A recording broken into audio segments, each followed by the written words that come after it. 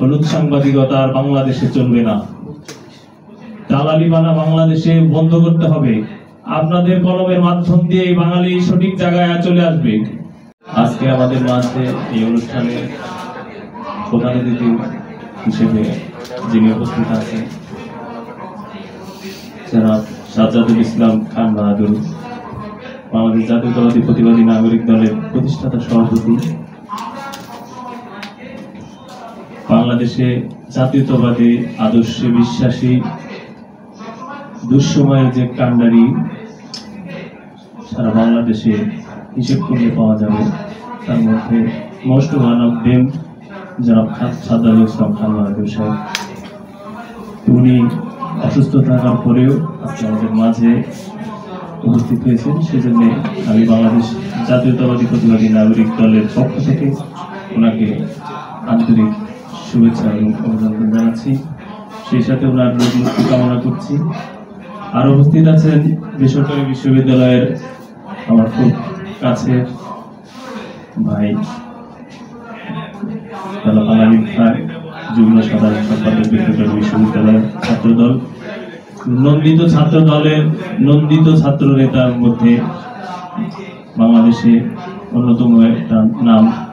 আমার দৃষ্টিতে আমিন খান একটা ব্যান্ড, ছাত্র দলের যে ব্যান্ড তার মধ্যে মোস্ট ওয়ান অফ দ্য নাম আমিন খান।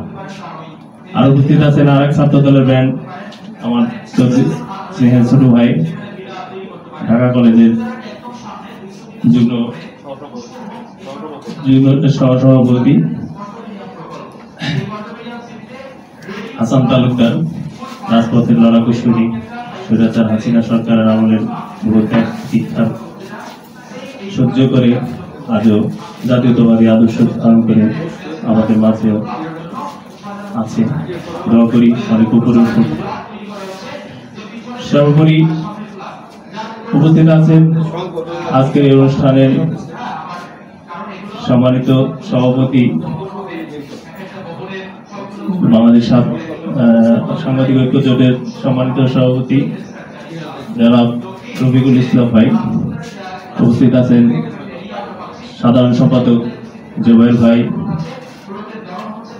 সাংগঠনিক সম্পাদক সানোয়ার হোসেন সহ সকল সাংবাদিক নেতৃবৃন্দ এবং আমার সামনে উপবিষ্ট ভোলা জেলা নাগরিক দল, মানিকগঞ্জ জেলা নাগরিক দল সহ সকল উপস্থিতি সবাইকে আমার সালাম এবং শুভেচ্ছা। আসসালামু আলাইকুম। আমি আসলে ব্যক্তিগতভাবে নিজেও অসুস্থ, বুঝতে পারছেন আমার কথা দিয়ে। যাই হোক, আমরা রমজান মাস অতিবাহিত করতেছি। আপনারা জানেন বিগত 15 বছর এমন কোন রোজা নেই যে রোজায় আমরা যারা জাতীয়তাবাদী বিশ্বাসী সেই লোকগুলি সুষ্ঠুভাবে স্বাভাবিকভাবে আতঙ্কমুক্ত হয়ে নিজের ঘরে ইফতার করতে পারছি। আমার কাছে মনে হয় না যে এমন কোন রোজা গেছে গত 15 বছরে যে আমরা জাতীয়তাবাদী যারা বিশ্বাসী, আমরা যারা জাতীয়তাবাদী শহীদ জিয়ার আদর্শের সৈনিক, এমন কোন সৈনিক ঘরে বসে ইফতার করতে পারে নাই তার পরিবারের সাথে, তার মায়ের সাথে, তার সন্তানের সাথে। এরকম আতঙ্কের সবটা রোজা আমরা পার করেছি। তো আল্লাহ পাকের অশেষ রহমত, আল্লাহ মানুষকে ছাড় দেয়, ছেড়ে দেয় না, এটা বাস্তবে রূপদান করছে। আমরা সেটা পেয়েছি। সেটা হচ্ছে আজকে এই রমজান, আজকে 20 রোজা। এই 20টা রোজা আমাদের কাছে পুরো 15 বছরের ক্লান্তি দূরের একটা আমেজ অনুভব হয়েছে। অন্তত ব্যক্তিগতভাবে আমি বলতে পারি যে আমি আমার পরিবার নিয়ে এই পরিবারের সাথে এই রোজাগুলি কাটাইতে পারছি। আজকে আরো সৌভাগ্যবান যে আজকে 20তম রোজা এসে আমি বাংলাদেশের বিভিন্ন জেলা এবং বাংলাদেশের গুণী মানুষের সাথে আজকে ইফতার করার সৌভাগ্য আল্লাহ পাক দান করছে আমাদের। তো আজকে এই ইফতার মাহফিল থেকে আমি তীব্রভাবে প্রতিবাদ জানাচ্ছি। আপনারা জানেন ফিলিস্তিনি গণহত্যার শিকার হয়েছে প্রতিনিয়ত। গত 2 দিনেও 5 শতাধিকের উপরে মানুষ, নিরীহ মুসলমান যারা রোজা রেখেছিল, ইফতার করতে পারেনি। পানির তৃষ্ণাতে অনাহারে ইফতার না করে তাদেরকে সৃষ্টিকর্তার ঘরে চলে যেতে হয়েছে এই জালিম কাফের ইসরায়েলি বাহিনীর নৃশংস হামলায়। আমি আজকের এই ইফতার মাহফিল থেকে এই গণহত্যার তীব্র নিন্দা জানাচ্ছি। প্রিয় উপস্থিতি, আমরা মুসলমানরা একত্র হয়ে এই গণহত্যার বিরুদ্ধে আসন রুখে দাঁড়াই। যে যে অবস্থান থেকে পারি আমরা এর প্রতিবাদ জানাই।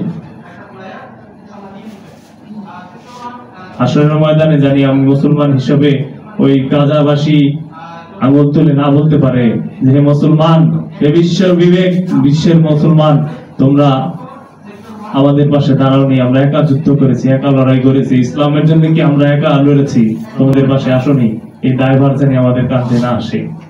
নিজের বিবেককে প্রশ্ন করেন। আপনার কিছু হয়তো করার নেই, আপনি একটা ফরিয়াদ তো করতে পারবেন যে আল্লাহ রক্ষা করো, এটুক তো বলতে পারবেন। যার যার জায়গা থেকে প্রতিবাদ করেন। সাংবাদিক ভাইয়েরা, আপনাদের আবারও ধন্যবাদ জানাচ্ছি। আজকে আমাদের এই ইফতার মাহফিলে আপনারা দাওয়াত দিয়েছেন। আমাদের দল বাংলাদেশ জাতীয়তাবাদী প্রতিবাদী নাগরিক দলের পক্ষ থেকে আপনাদেরকে ধন্যবাদ। আমার সবচেয়ে পছন্দের বিষয়টা হলো বাংলাদেশ সাংবাদিক ঐক্যজোট যে নামটা, সেই নামটা আমার কাছে খুব বেশি প্রিয়।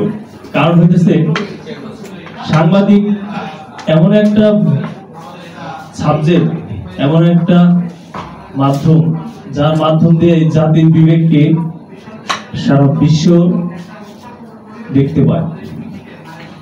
আপনাদের প্রতি আমার অনুরোধ থাকবে, আপনারা কোনো দলের না। আপনারা, আমার এক সাংবাদিক ভাই বলেছে যে আমাদেরকে দলীয়করণ করে ফেলা হয়, আমাদেরকে প্রতিবন্ধকতা স্বীকার করতে হয়। এই বাস্তবতা আমরা মেনে নিতে চাই না। আমরা বিশ্বাস করতে চাই যে সাংবাদিকরা কোনো দলের না। সাংবাদিকরা এই দেশে আপামর জনসাধারণের, সাংবাদিকরা এই দেশের সবার। আপনারা বস্তুনিষ্ঠ সংবাদ পরিবেশন করবেন, এটা আমার অনুরোধ। বস্তুনিষ্ঠ সংবাদ তুলে আনবেন, সংবাদের ভিতরে সংবাদ তুলে আনবেন, সেটা আমার অনুরোধ। সেটা যে দলেরই হোক, হোক সে আমার দলের, হোক সে অমুক দলের, হোক সে যে কোনো ব্যক্তি, যে কোনো গোষ্ঠী, যেই হোক, অপরাধী অন্যায়কারী যেই হোক, তার ভিতরের খবরটাও আপনারা প্রকাশ করবেন বস্তুনিষ্ঠভাবে। হলুদ সাংবাদিকতা আর বাংলাদেশে চলবে না। দালালিবানা বাংলাদেশে বন্ধ করতে হবে। আপনাদের কলমের মাধ্যম দিয়ে বাঙালি সঠিক জায়গায় চলে আসবে। 5ই আগস্টের পরে নব্য স্বাধীন দেশে আমরা আবারও এক সোনার বাংলা গড়ার প্রত্যয় নিয়ে এগিয়ে যাচ্ছি। বিশ্বের সাথে তাল মিলিয়ে আমাদের দেশকে অর্থনৈতিক ভাবে এগিয়ে নিয়ে যেতে হবে, এমনটা আমরা আশা করি।